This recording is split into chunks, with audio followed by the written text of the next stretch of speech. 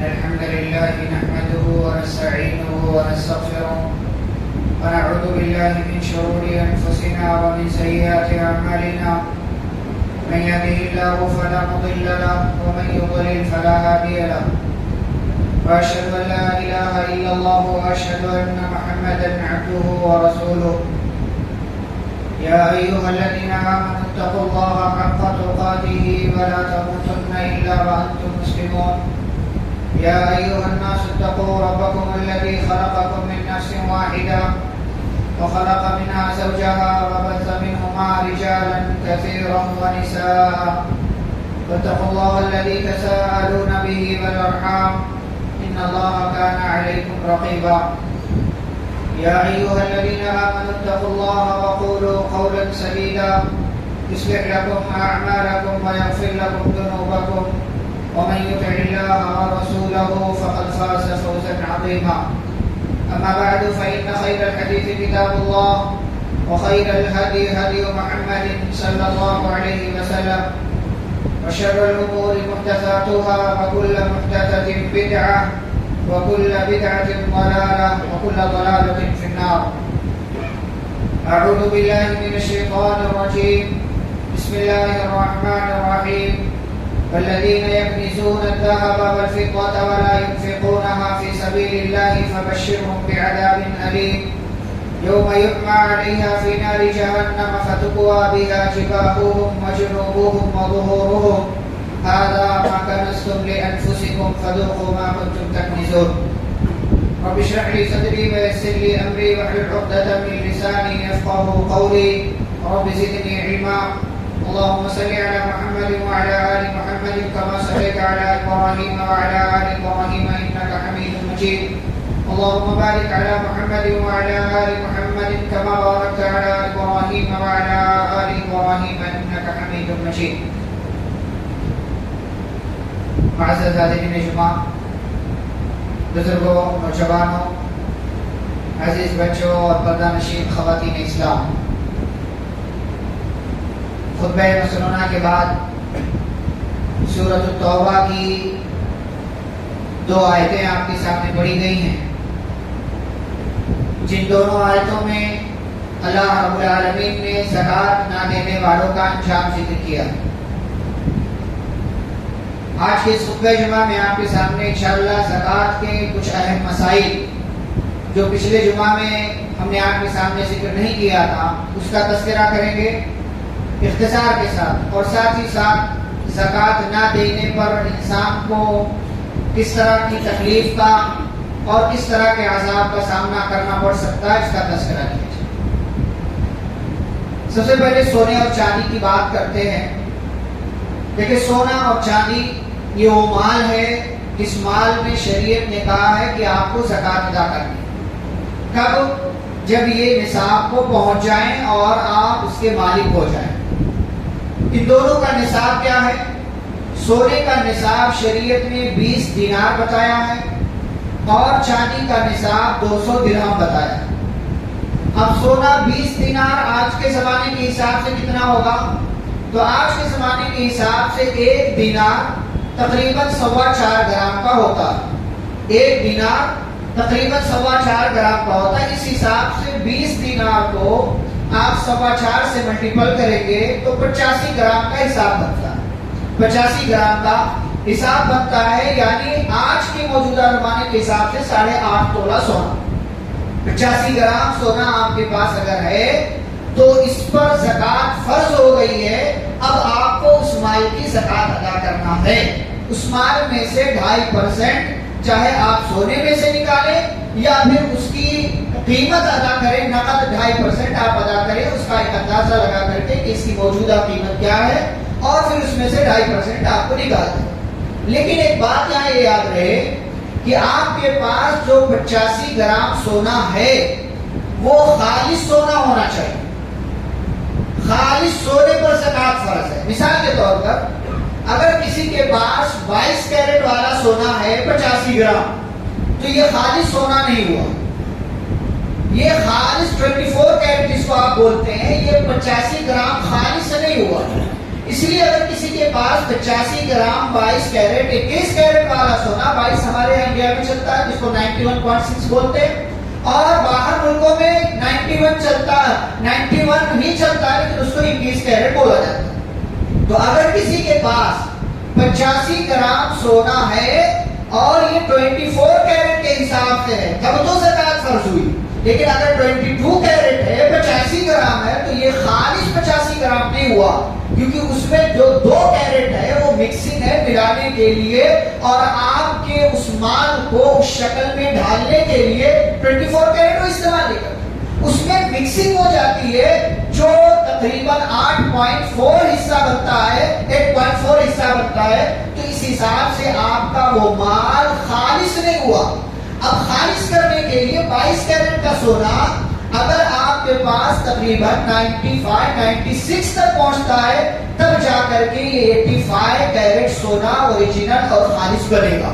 یہ یاد رہے، یہ یاد، شریعت نے آپ کو حکم دیا کہ آپ زکات نکالیں، لیکن کون سے سونے پر؟ پرانے دور میں جو دینار چلتا تھا، جو کرنسی کی شکل میں دینار اور درہم چلتا تھا، یہ خالص ہوا کرتا، ملاوٹ نہیں ہوا کرتی۔ تو صحابہ کے پاس جو تھا وہ خالص سونا ہوتا تھا، کسی قسم کی اس کے اندر مکسنگ نہیں ہے، کسی قسم کی ملاوٹ نہیں ہے۔ تو علماء نے کہا کہ خالص سونے پر زکات، خالص سونے کا مطلب یہ نہیں ہے کہ بھائی مطلب مکمل آپ کے پاس وہی ہو، لوگ اسی کو سمجھ لیں کہ نہیں 22 کیرٹ والا تو نہیں دینا، 24 کیرٹ والا ہوگا تبھی دینا، 22 کیرٹ والے پر بھی آپ کو دینا ہے، 18 کیرٹ والے پر بھی آپ کو دینا ہے، لیکن یہ کب؟ جب کل ملا کر کے مائنس پلس کر کے یہ 85 اوریجنل خالص سونے تک پہنچے گا تب یہ نصاب تک پانا جائے گا، تب زکات فرض ہوگی۔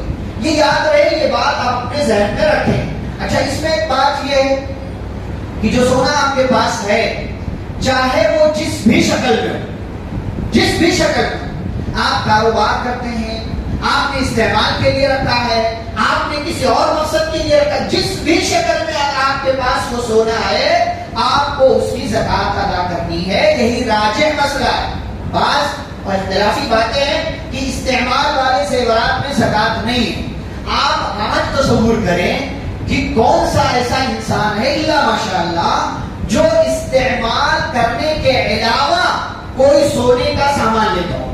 کوئی عورت ایسی ہے اس کے پاس 100 گرام سونے ہوں گے، 200 گرام ہوں گے، 500 گرام، 1 کلو سونا اس کے پاس ہوگا، لیکن سارا کا سارا جویلری کی شکل میں، اور وہ کہیں نہ کہیں استعمال کرتے، کبھی یہ پہنے گی، کبھی بھی وہ پہنے گی، کبھی وہ پہنے گی۔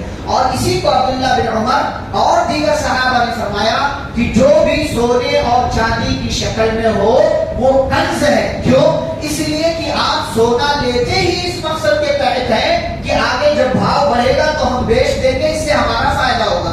یہ کنز ہے، آپ نے اس کو فائدے کے لیے رکھا، فائدے کے لیے نہ بھی ہو تب بھی آپ کے پاس جو سونا ہے استعمال کی شکل میں اس کا کیا ہے؟ فائدہ ہوتا ہے۔ عورت مر جاتی ہے، اس کا وہ مال وراثت میں اس کے ورثہ کے درمیان تقسیم ہو، وہ مال کی شکل میں ان کو ٹرانسفر ہو جاتا ہے۔ تو اسی لیے چاہے وہ استعمال کے لیے ہو یا غیر استعمال کے لیے ہو، بہرحال اس پر زکات فرض ہو جائے گی اگر وہ 85 گرام 20 دینار سونے کے برابر پہنچ جاتا ہے اور وہ نصاب کو پہنچ جاتا ہے۔ یہ بات، اب اس میں الگ الگ لوگوں کے الگ الگ سوال ہو سکتے ہیں جس کو یہاں بیان کرنے کا مقصد نہیں۔ یہ سونے کی بات ہو۔ چاندی کی بات کیا ہے؟ 200 درہم چاندی، 200 درہم کتنا ہوتا ہے؟ موجودہ زمانے کے حساب سے آپ کریں تو 1 درہم کسی نے کہا کہ 3.25 گرام، کسی نے کہا کہ 3 گرام کے قریب ہوتا ہے، تو 200 درہم کو اس حساب سے علماء نے کہا 595 گرام، 595 گرام، تقریباً 600 گرام چاندی اگر کسی کے پاس ہے، سال گزر گیا اس پر، وہ اس مال کا مالک ہے، تو اب اس کو زکات دینا پڑے گی۔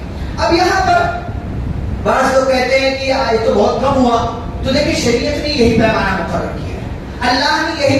اللہ کو معلوم تھا کہ ایک دور آئے گا چاندی کی قیمت بہت کم ہو جائے گی، ایک دور ایسا آئے گا سونے اور چاندی میں زمین آسمان کا فرق ہو جائے، اس کے باوجود شریعت نے وہی 200 درہم، وہی 595 گرام فکس کر کے رکھا۔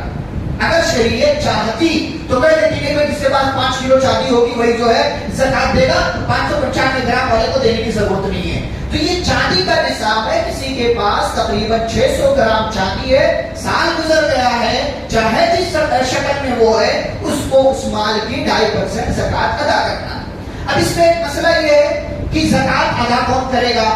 سونا عورت کا ہے، چاندی عورت کی ہے، تو اب اس کی زکات کون ادا کرے، بیوی یا شوہر؟ تو دیکھیں جو جس مال کا مالک ہوگا وہی زکات ادا کرے، کیونکہ ملکیت شرط ہے۔ ملکیت، عورت کے پاس جویلری ہے، عورت کے پاس سونا ہے، تو عورت جو ہے اس کی عورت کی ملکیت میں وہ ہے۔ اب مرد کی شوہر کی ذمہ داری نہیں ہے کہ وہ اس کی زکات نکالے۔ شوہر سے بات کریں آپ، عورت شوہر سے بات کرے، شوہر نکال دے، الگ بات ہے۔ یہ شوہر اپنی مرضی سے عورت سے پوچھ کر کے نکال دے، الگ بات ہے۔ لیکن اگر شوہر نے نہیں نکالا اور عورت نے شوہر کو یاد نہیں دلایا تو شوہر گنہگار نہیں ہوگا، عورت گنہگار ہوگی۔ کیوں؟ اس لیے کہ وہی عورت اس مال کی مالک ہے اور وہ مال اس عورت کی ملکیت میں ہے۔ ایک اور چیز یہاں پر، کیا سونے اور چاندی کو ملا کر کے زکات دیں گے؟ نہیں، دونوں کا نصاب الگ الگ ہے، دونوں کا نصاب الگ، دونوں کا پیمانہ الگ الگ ہے۔ تو سونا کسی کے پاس 20 دینار 85 گرام ہے تب وہ زکات ادا کرے گا، اگر کسی کے پاس چاندی 200 درہم 595 گرام ہے تو پھر وہ اس کی زکات ادا کریں گے، دونوں کو مکس نہیں کیا جائے گا۔ یہ بات ہو گئی سونے کی، یہ بات ہو گئی چاندی کی۔ آئیے روپے کی طرف آتے ہیں۔ روپیہ اس زمانے میں کرنسی نہیں تھی، روپے کی کوئی شکل نہیں تھی، جو سونا تھا وہی کرنسی، جو چاندی تھی وہی کرنسی، وہی جو ہے زیورات، وہی جو ہے تجارت میں استعمال ہوتا تھا، وہی عام لین دین میں بھی استعمال ہوتا تھا۔ لیکن جب کرنسی کا دور شروع ہوا تو علماء نے کہا کہ چونکہ کرنسی کے ذریعے وہی فائدہ لیا جاتا ہے جو فائدہ سونے اور چاندی کے ذریعے لیا جاتا ہے، اس لیے کرنسی میں بھی زکات ہوگی۔ اب کرنسی میں جب زکات ہوگی تو کون سی کرنسی میں زکات ہوگی؟ تو کہا وہ کرنسی کہ جیسے سونے پر سال گزر گیا تب زکات فرض ہے، ایسے ہی کرنسی پر ایک متعینہ مدت تک کسی کے پاس سال بھر مال ہے تو اس کو زکات دینا پڑے گا۔ اب یہ مال کتنا ہونا چاہیے، پیمانہ کیا ہونا چاہیے، کس کو ہم پیمانہ بنائیں گے، کس کو دیکھ کر کے جو ہے رقم میں، کرنسی میں، روپے پیسے میں زکات ادا کریں گے؟ تو یا تو سونے کو آپ پیمانہ بنائیں یا تو آپ زکات کو پیمانہ بنائیں، دونوں طرح کی باتیں ہیں۔ لیکن چاندی کو پیمانہ بنانے میں یہ احتیاط ہے، احتیاط، دو فائدہ ہے۔ چاندی کو پیمانہ بنانے میں دو فائدہ، ایک فائدہ تو کہ احتیاط، احتیاط مطلب آپ بچ جائیں گے اگر چاندی کو پیمانہ آپ بنائیں گے، آپ چاندی کو پیمانہ بنائیں گے تو بچ جائیں گے۔ اور دوسرا فائدہ یہ ہے کہ جتنے لوگوں کے پاس، جتنے لوگ زکات ادا کریں گے اتنا زیادہ غریبوں کا فائدہ ہو۔ اور زکات کے سسٹم میں اصل مقصد بھی یہی ہے کہ غریبوں کا فائدہ ہو، غریبی دور ہو، محتاجی دور ہو۔ تو اس لیے علماء نے کہا کہ اگر چاندی کو آپ معیار بنا کر کے اگر روپے پیسے کی زکات نکالتے ہیں تو یہ زیادہ احتیاط والی بات ہے اور اس میں غریبوں کا فائدہ ہے اور زکات کا یہی مقصد ہے۔ اچھا، آپ کوئی اعتراض کرے یا کوئی بات کہے، سوال کرے کہ آج کے زمانے میں چاندی کی ویلیو بہت کم ہو گئی ہے، ہر بندے کے پاس تقریباً 600 گرام چاندی کے برابر سال بھر پیسہ ہوتا ہے، تو دیکھیں پیسے کی بات آپ چھوڑ دیں، پیسے کی بات آپ چھوڑ دیں، اگر صرف اتنی بات کہی جائے کہ 595 گرام چاندی کسی کے پاس ہے تو اس کو زکات ادا کرنا ہے، بات درست ہے کہ نہیں درست؟ درست ہے۔ تو 595 گرام کی کیا ویلیو ہے آج؟ 40,000 45,000 روپے مشکل سے۔ تو آپ چاندی کو ہی لے لیں تب بھی آپ شریعت کی بات پر اعتراض کر سکتے ہیں۔ تو شریعت نے یا علماء نے جب پیمانہ اس کو بنا دیا تو اعتراض کا پہلو بات، یعنی جب آپ کے پاس 595 گرام چاندی ہے تب تو آپ کو زکات دینا ہے، لیکن اگر اسی کے برابر پیسہ آپ کے پاس ہو گیا تو زکات کیوں نہیں دے سکتے آپ؟ بالکل زکات آپ دے سکتے ہیں۔ تو یہ پیمانہ ہے اور اس میں جیسا کہ میں نے کہا دو فائدے ہیں، دونوں فائدہ یہ ہے کہ اس میں آپ کے لیے بھی ثواب ہے اور غریب کا بھی اس کے اندر فائدہ ہے، اور شریعت کی اصل تعلیم یہی ہے زکات کو فرض کر کے زکات کا مسئلہ بیان کر کے۔ یہ بات ہو گئی روپے پیسے کی۔ اچھا روپیہ پیسہ سال بھر میں چاندی کے برابر ہو، اندازہ آپ لگائیں اس کا 2.5%، سونے میں بھی 2.5%، چاندی میں بھی 2.5%، روپے پیسے میں بھی 2.5%۔ اب تجارت کا مال ہے، تجارت کے مال پر زکات لوگوں کے الگ الگ سوال ہو سکتے ہیں، اس لیے میں اس میں تفصیل کے ساتھ کوئی بات نہیں کروں گا۔ تجارت کے مال کا آپ اندازہ لگائیں گے، سال بھر کا دکان میں کتنا حساب ہے، دکان میں کتنا مال ہے، اس کا سال کے آخر میں آپ حساب کریں، پوری چیزیں آپ اندازہ کر کے پہلے سے حساب کتاب کے ساتھ رکھیں، سال ختم ہو دکان میں کتنا مال ہے، کتنا جانا ہے، کتنا آنا ہے، وہ سب اندازہ کر کے آپ کسی کو کچھ دینا ہے وہ نکال دیں، کہیں سے کچھ آنا ہے وہ اس میں ملا لیں، اور پھر اس کا 2.5% آپ زکات دیں۔ اس میں اگر کسی کا کچھ الگ سے سوال ہو سکتا ہے تو علماء سے مل کر کے وہ سوال کریں، کیونکہ بھائی ہر ایک کا الگ الگ مسئلہ ہوتا ہے، کسی کی کچھ دکان ہے، کسی کی کچھ دکان ہے، کسی کی کچھ دکان ہے، تو ہر بندے کا الگ الگ سوال ہوتا ہے کہ میرے پاس ایسا ہو گیا، میرے پاس ویسا ہو گیا، تو اب یہاں سے وہ ساری باتیں بیان نہیں ہو سکتی۔ تو اسی لیے تجارت کے تعلق سے بطور خاص جن لوگوں کے سوالات ہوتے ہیں، ہو سکتے ہیں، وہ علماء سے خاص طور سے مل کر کے اور اس معاملے کو ہلکا نہ لیں کہ بھائی آپ جو ہے ایک لمپ سم حساب لگا لیں اور اس کے بعد دے دیں، غلط ہے۔ کہیں ایسا نہ ہو کہ آپ کی زکات ادا ہی نہ ہو، کہیں ایسا نہ ہو کہ آپ جو ہے کم نکال رہے ہو، تو اس لیے آپ علماء کے سامنے بیٹھ کر کے وہ پورا جو ہے حساب کتاب کر اور پوری بات بتائیں، اس میں پوری بات۔ ہمارے یہاں لوگ سوال کرتے ہیں تو جس میں ان کا نقصان والا پہلو رہتا ہے وہ سوال نہیں کرتے، وہ بات نہیں بتاتے، جس میں فائدے والا پہلو ہے وہ والی بات بیان کر دیتے ہیں کہ کہیں سے ہمارا فائدہ ہو کہیں سے بچ جائے، غلط بات ہے۔ سوال کرے تو ایمانداری کے ساتھ سوال کرے۔ رسول اکرم صلی اللہ علیہ وسلم کیا فرمایا، تم میں سے کوئی آتا ہے اپنی چند زبانی کے ذریعے جھوٹ بول کر کے اور باتوں کو گھما پھرا کر کے میرے سامنے بات بیان کر دیتا ہے، پھر میں فیصلے سنا دیتا ہوں، تو کہیں ایسا نہ ہو کہ اس کی چند زبانی کی وجہ سے میں نے فیصلہ تو سنا دیا، لیکن چونکہ اس نے جھوٹ بولا تھا تو میرا فیصلہ لینے کے بعد وہ گویا کہ جہنم کا ٹکڑا لے گا۔ تو آپ بھی اگر اس طریقے سے گھما پھرا کر کے سوال کریں گے، پوری بات نہیں بتائیں گے، تو دیکھیں عالم کی ذمہ داری یہی ہے کہ وہ جو سوال کیا جائے اس کا جواب دے۔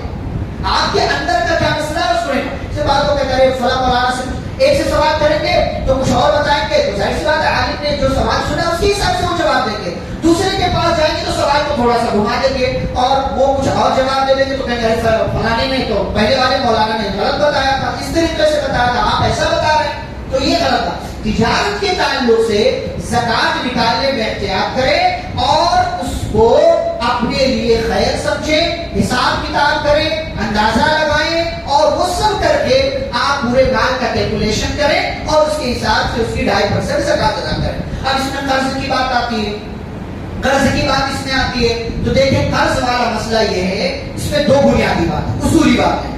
قرض اگر آنا ہے کسی کے پاس سے تو آپ اس قرض کو بھی اس مال میں ملا لیں گے، کسی کے پاس سے اگر آنا ہے تجارت میں ہے تو تجارت میں ملا لیں گے، اور اگر ویسے کسی کو قرضہ دیا تھا اور اس پر سال گزر گیا، اس پر بھی سال گزر، دیکھیں وہ تینوں بنیادی شرط پایا جانا ضروری ہے، مال کا مالک ہونا، نصاب کو پہنچنا اور سال کا گزرنا، وہ تینوں بنیادی شرط، ان میں سے کوئی ایک کم ہوئی تو خلاص، تو زکات فرضی نہیں، تو وہ تینوں بنیادی شرط ضروری ہیں۔ تو اگر کسی کے پاس سے پیسہ آنا ہے تو اس کو بھی ملا لیں گے، قرضہ کسی کو آپ نے دیا تھا اور کسی کے پاس آپ کی طرف سے جانا ہے، اس کو نکال دیں، اس کو ادا کریں جلدی سے، آپ وہ قرضہ جلدی سے لگا دو۔ کئی سال تک یہی سوال پوچھتے ہیں، کسی کو قرضہ دینا، یہ کون سا قرضہ ہے؟ وہ 2 سال پہلے والا، دیتے نہیں ہے سامنے والے، سوال برابر کریں گے کیونکہ اس کو نکال دینا پڑے گا۔ تو آپ کسی کو قرضہ واپس کرنا ہے تو وہ قرضہ اس کو واپس کر دے، وہ مال نکال کر کے پھر اندازہ کرے 2.5% زکات دے۔ اچھا اس میں بات یہ ہوتی ہے کہ ہماری مارکیٹ اتنی خراب ہو گئی ہے اور ہمارے لوگ اتنے بگڑ گئے ہیں کہ قرضہ لیتے واپس نہیں کرتے، قرضہ لیتے واپس نہیں کرتے، لیتے ہی اسی نیت کے ساتھ کہ واپس نہیں کرنا ہے، اس نیت کے ساتھ لیں گے تو اللہ واپسی کا راستہ بھی نہیں بنائے گا، یہ حدیث ہے۔ اس نیت کے ساتھ لیں گے کہ سامنے والے کو بے وقوف بنا کر کے، رو کر کے، گا کر کے اور اپنی تجارت میں گھاٹا بتا کر کے اس سے پیسہ لے لو، 1 لاکھ 2 لاکھ 1.5 لاکھ 4 لاکھ 5 لاکھ، اور نیت یہ ہوتی ہے کہ کسی طریقے سے دے دے پھر اس کے بعد واپس نہیں کریں گے اس کو، خوب اس کو جو ہے گھمائیں گے پھرائیں گے، آج دوں گا کل دوں گا پرسوں دوں گا نرسوں دوں گا، آج ابا کی طبیعت خراب پرسوں دادا کی طبیعت خراب، یہ پورا ایسا کیا۔ تو فرمایا کہ اگر کسی کے پاس سے قرضہ آنا ہے لیکن وہ جو بندہ ہے وہ قرضہ واپس ہی نہیں کر رہا. سال گزر گیا, 2 سال گزر گیا, 3 سال گزر گیا, دے نہیں رہا. تو واپسی کی امید اگر نہیں ہے تو آپ اس پیسے کو زکات کے مال کو جو ادا کرنا اس میں نہیں ملائیں گے. آپ کے پاس مثال کے طور پر 10 لاکھ روپے, سامنے سے آپ کو 1 لاکھ آنا ہے, لیکن کئی سال گزر گئے نہیں دے رہا وہ, تو اس کو نہیں ملائیں گے. آپ اس کو آپ نہیں ملائیں گے اور 10 لاکھ کی زکات ادا کر دیں گے. لیکن جس دن بھی وہ واپس کرے گا اس دن آپ کو اس کی زکات ادا کرنی ہے. جس دن وہ واپس, کیونکہ اس پر سال پہلے کا آلریڈی گزر چکا ہے, تو جس دن بھی وہ واپس کرے گا اس دن آپ اس کی زکات ادا کر دیں گے. یہ قرض کی زکات کا مسئلہ ہے. پلاٹ کی زکات کا کیا مسئلہ؟ پلاٹ دیکھیں, 2 باتیں, سیدھی بات. استعمال کے لیے لیا ہے کہ بھائی گھر بنائیں گے, زکات نہیں. لیکن اگر آپ نے لے لیا, بعض لوگ سوال کرتے چپ لیا ہے, یہ چپ لیا کیا ہوتا؟ کوئی نیت تو آپ کو بنانی پڑے گی نا. انما الاعمال بالنیات, عمل کا دار و مدار. تو کہتے ہیں ایسے ہی لیا ہے, نیت بنائیے اس کی, کیا کرنا ہے اس کا.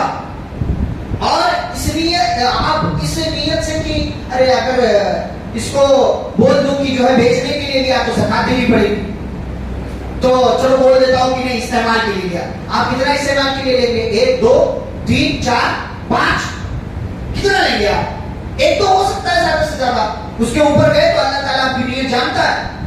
آپ نے نیت تو استعمال کے لیے لیا ہے, زکات نہیں. لیکن اگر استعمال کے لیے نہیں لیا ہے, بیچنے کے لیے لیا ہے, 10 سال کے بعد کا پلان بنا کر کے رکھا ہے, تو آپ کو اس کی زکات ادا کرنی ہے. آپ کو اس کی زکات ادا کرنی پڑے گی. اگر اس کی ویلو زیادہ ہے, مثال کے طور پر کسی کے پاس زکات ایسا ہے کہ بھائی 50,000 60,000 70,000 کی قیمت ہے, چلو چھوڑ دے اس کو چھوڑے. لیکن اگر اتنا ہے, اور اکثر یہی ہوتا ہے ان حالات میں 90% 95% 99% یہی معاملہ ہوتا ہے کہ بھائی مال زیادہ ہوتا ہے, وہ پلاٹ زیادہ ہوتا ہے, قیمت زیادہ ہوتی ہے, ایسی فلیٹ بھی ہے, ایسے ہی کوئی دکان بھی ہے, اور اس کو بیچنے کے لیے رکھا ہوا ہے, تو اس کی زکات آپ کو دینا پڑے گی. اور اگر کسی کے گھر پر کرایہ آتا ہے تو اس گھر پر زکات نہیں ہے. کرائے میں جو سیونگ ہوگی, سال بھر اگر وہ باقی بچ جاتا ہے تو اس پر زکات ہوگی. اگر سال بھر نہیں بچتا بلکہ جو ہے آتا جاتا رہتا ہے, استعمال ہوتا رہتا ہے, تو پھر اس پر زکات نہیں آپ کو دینا. یہ کچھ مسائل تھے جو بنیادی مسائل میں نے آپ کے سامنے ذکر کیے. اچھا, اسی میں کھیتی باڑی کا مسئلہ. کھیتی باڑی میں آپ جانتے ہیں سیدھا سیدھا حساب ہے کہ 625 کلو اگر ہو گیا غلے میں, اناج میں, تو اس کا 10واں حصہ آپ کو زکات ادا کرنا ہے. اگر آسمان کے بارش سے وہ سیراب ہوا ہے, 10واں حصہ یعنی 600 کلو میں 60 کلو آپ کو زکات ادا کرنا ہے. اور اگر آپ نے پانی لگایا ہے تو پھر ایسی صورت میں 600 کلو میں 30 کلو آپ کو زکات ادا کرنی پڑے گی. یہ شریعت کے مسائل ہیں جو اختصار کے ساتھ بنیادی نکات پوائنٹس میں نے آپ کے سامنے رکھے. سوالات کسی اور کے ہیں تو وہ جن سے بھی رابطہ علماء سے, یا وقت یہاں پر ہے تو مجھ سے بھی آپ پوچھ سکتے ہیں. انشاءاللہ اس کا جواب آپ سے مسئلہ سن کر کے جیسا آپ بولیں گے ویسا جواب دیں. لیکن یاد رہے اس تعلق سے آپ ہوشیار بیدار, زکات آپ کو ادا کرنا ہے, ورنہ 2 نقصان. سب سے پہلا نقصان اللہ نے فرمایا جو لوگ سونا چاندی اسی میں آپ پیسہ ملا لیں, جمع کر کے رکھتے ہیں, اللہ کے راستے میں خرچ نہیں کرتے, زکات نہیں نکالتے, فرمایا ایسے لوگوں کو آپ دردناک عذاب کی خوشخبری سنا دیجیے. یوم یحمى علیہا فی نار جہنم, جس دن جہنم کی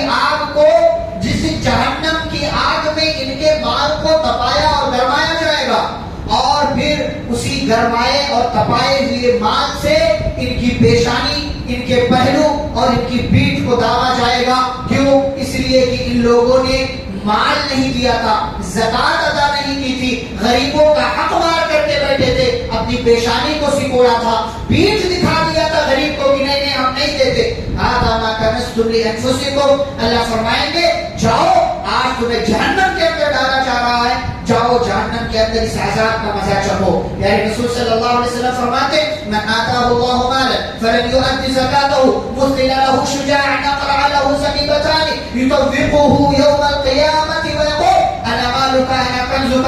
فرماتے جس کو اللہ مال دے اور وہ اس مال کی زکات ادا نہ کرے تو اس کا وہ مال قیامت کے دن گنجے سانپ کی شکل میں آئے گا اور اس کے گلے کا توق اور پٹا بن جائے گا اور کہے گا انا مالو کا انا کنزو کا، میں تیرا مال ہوں، میں تیرا خزانہ ہوں۔ یہ ذاتی نقصان ہے جو کسی انسان کو مرنے کے بعد برداشت کرنا پڑ سکتا ہے، لیکن دنیا میں کیا نقصان ہے؟